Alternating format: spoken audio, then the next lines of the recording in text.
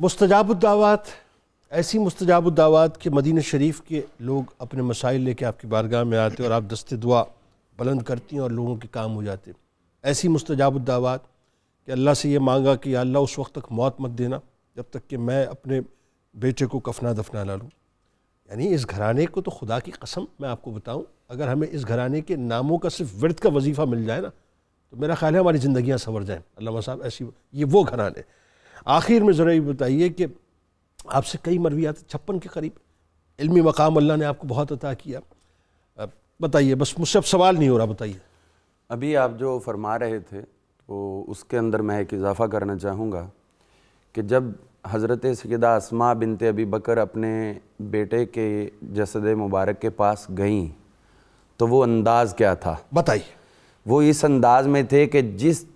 درخت کے ساتھ، جس لکڑی کے ساتھ ان کا جسد لٹک رہا تھا، آپ نے جا کر اس جسد کو اپنی باہوں میں لے لیا، اللہ اللہ اللہ، اور لے کے آپ روتے ہوئے کہنے لگیں، یہ جملہ آپ بول رہی ہیں اللہ تعالیٰ کے حضور کہ یا اللہ یہ میرا بیٹا تیری راہ میں شہید ہوا ہے، اور ساتھ کہہ رہی ہیں یا رسول اللہ۔ مکہ مکرمہ کا واقعہ ہے،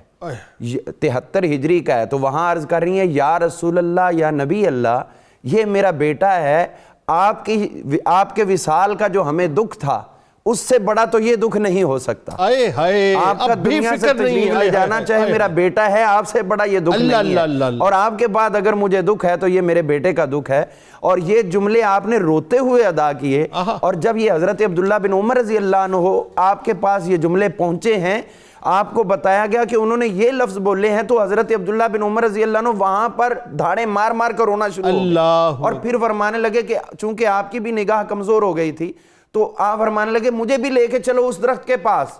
اس جگہ جہاں آپ کے فرزند رجمند کو پھانسی دی گئی ہے، میں بھی وہاں جاؤں گا، اور وہاں جا کر حضرت سیدہ اسماء بنت ابی بکر کے اس قول کی تصدیق کرتے ہوئے آپ بھی رو رہے ہیں کہ واقعی حضور صلی اللہ علیہ وسلم، اور ان کا بھی دیکھیے کہ آپ کے وصال کے بعد سب سے زیادہ دکھ یہ محسوس ہو رہا ہے۔ تو جن کی شہادت پہ اب یہی ہے وہ سلسلہ جو حضرت امام زین العابدین کے ساتھ ملائیے، امام علی مقام کی شہادت پر وہ بھی حضور صلی اللہ علیہ وسلم کے حضور ہی استغاثہ کر رہے تھے، اور حضرت اسماء بنت ابی بکر بھی حضور صلی اللہ علیہ وسلم اس پورے گھرانے کا مرکز و محور ہی سرکار علیہ السلام کی ذات اقدس ہے۔ جی، تو جہاں تک مرویات کی بات ہے تو اس طرف آتا ہوں، حضور صلی اللہ علیہ وسلم سے انہوں نے خرچ کرنے کے بارے میں پوچھا تو آپ نے فرمایا خرچ کرو اور گنتی نہ کرو، اللہ کی راہ میں بے حساب دو، جب تم بے حساب دو گے تو اللہ بھی تمہیں بے حساب دے گا، اگر تم خرچ کرو گے گن گن کر تو پھر تمہیں بھی گن گن کر دیا جائے گا۔ بلکہ وہ جو خواتین بغیر اجازت اپنی ضروریات زندگی کے لیے جب کچھ مال نکال لیتی ہیں اپنے شوہر کی جیب سے، تو میرا خیال ہے یہ بھی آپ ہی کا صدقہ جو خواتین کو ملائے رہتی دنیا تک، یعنی بقدر ضرورت، بقدر ضرورت، بقدر ضرورت جس کے بغیر گزارا نہ ہو۔ بالکل ٹھیک، بالکل ٹھیک۔ تو اب اس کے بعد ہم دیکھتے ہیں کہ حضرت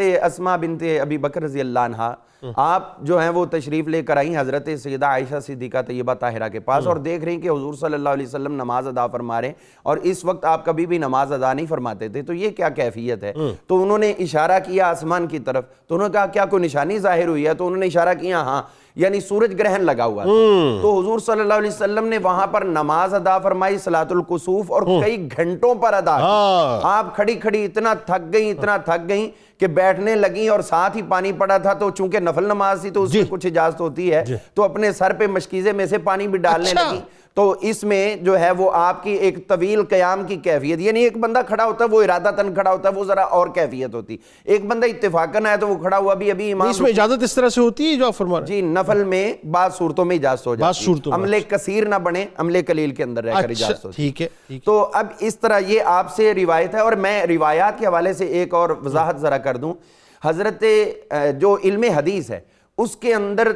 جو روایات ہیں وہ 3 درجوں پہ تقسیم کی جاتی ہیں۔ پہلی ہوتی مرفوعات، ٹھیک ہے، جس میں حضور صلی اللہ علیہ وسلم کا قول فعل اور تقریر بیان کی جائے، ٹھیک ہے، اور دوسری ہوتی ہے موقوفات، ٹھیک ہے، جو صحابی کا عمل قول فعل اور تقریر بیان کی جائے تو آپ کا اپنا بیان بھی مرویات کے اندر داخل ہے، یعنی جو کچھ آپ بھی کہہ دیں وہ بھی مرویات کے اندر ہی مزید بتائیے، کچھ بتائیے ذرا۔ اسی طرح میں عرض کرتا ہوں، حضور صلی اللہ علیہ وسلم کہ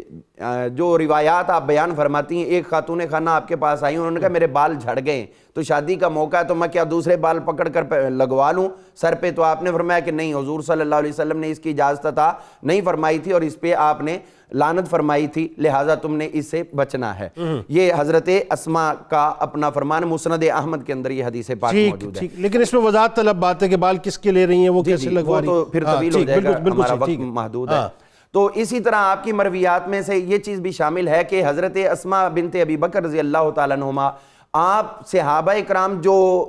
آپ کے پاس آتے تھے باپردہ حالت میں آپ بیٹھتی تھیں، تو پھر جو آپ کا عمل اور وظیفہ ہوتا تھا اس کو حضور صلی اللہ علیہ وسلم کی طرف منسوب کر کے بتایا کرتی تھی۔ مثلا آپ یہ بتاتی تھی کہ حضور صلی اللہ علیہ وسلم فجر کی نماز کے بعد کبھی بھی کوئی نفل ادا نہیں فرمایا کرتے تھے۔ تو یہ اصل میں اس حدیث کی طرف اشارہ ہے جو آپ نے فرمایا لا صلاۃ بعد الفرض حتی تطلع الشمس، جب تک سورج طلوع نہ ہو جائے فجر کی نماز کے بعد کوئی اور جو ہے وہ نماز نفل وغیرہ ادائیگی نہیں کی جا سکتی۔ ٹھیک ہے۔ اسی طرح آپ کی مرویات میں یہ بھی شامل ہے کہ کسی نے پوچھا آپ سے کہ یہ جو دم حیض لگ جاتا ہے کپڑوں پر، خدا نخواستہ لگ گیا تو اس کی کیا کیفیت ہے؟ تو آپ فرماتی کہ میں نے خود حضور صلی اللہ علیہ وسلم سے یہ پوچھا تھا تو آپ نے ارشاد فرمایا تھا کہ اس کو پہلے کھرچ دو، پھر اس کو دھو دو اتنی جگہ کو، اور اچھی طرح دھو کے اسی کے اندر نماز ادا کر لو۔ یعنی یہ نہیں کہ اگر کپڑے پہ لگا تو سارے کپڑے تبدیل کرو یا سارے دھو لو، یہ نہیں ہے، بلکہ صرف اتنی جگہ ہی آپ صاف کر لو۔